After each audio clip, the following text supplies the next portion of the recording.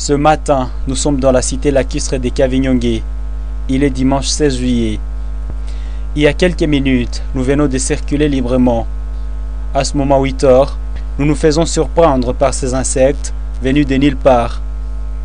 Ils inondent toute la localité. Localement, on les appelle Wosama dans la langue vernaculaire.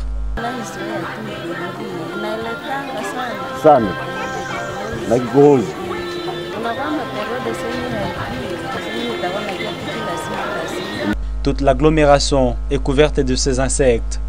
Ils sont trop petits, à la taille des moustiques à peine. Mais les bons côtés qu'ils ne piquent pas, ni ne présentent des signes d'agressivité. Les locaux ont déjà intégré l'invasion de ces insectes dans leur mode de vie, chose que vivent difficilement les nouveaux arrivants dans cette localité touristique.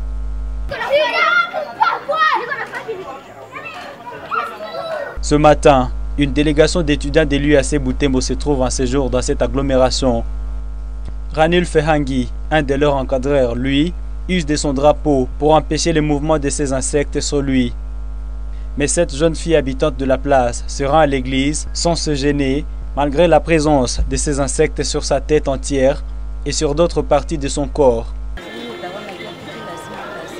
En cas de la forte présence de ces insectes, des habitants allument le feu pour les éparpiller. Une pratique plutôt efficace. À 11 heures, lors de notre navigation, ces insectes nous surprennent à plein lac Édouard. Ils inondent même la surface du lac. Ces insectes, connus sous le nom de Wosama, revêtent un caractère saisonnier. Mais cet armateur pêcheur rassure qu'il constitue de la nourriture pour des petits poissons. En présence de ces insectes sur l'eau, la pêche est également fructueuse. Le chef des travaux Virimumba Lungingo Jean, spécialiste en matière de pêche et aquaculture, pense qu'avec l'ignorance de la biologie de ces insectes, il est difficile d'émettre une quelconque hypothèse sur leur nocivité.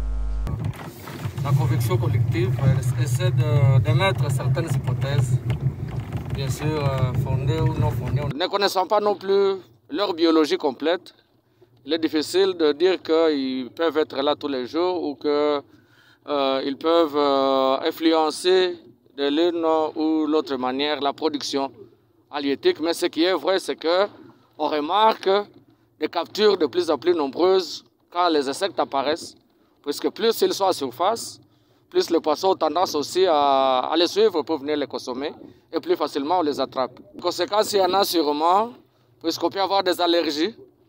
On peut avoir des individualités par rapport aux réactions que l'organisme peut développer face à ces insectes qui ont tendance à hériter les muqueuses du nez, ou de la bouche, ou des oreilles.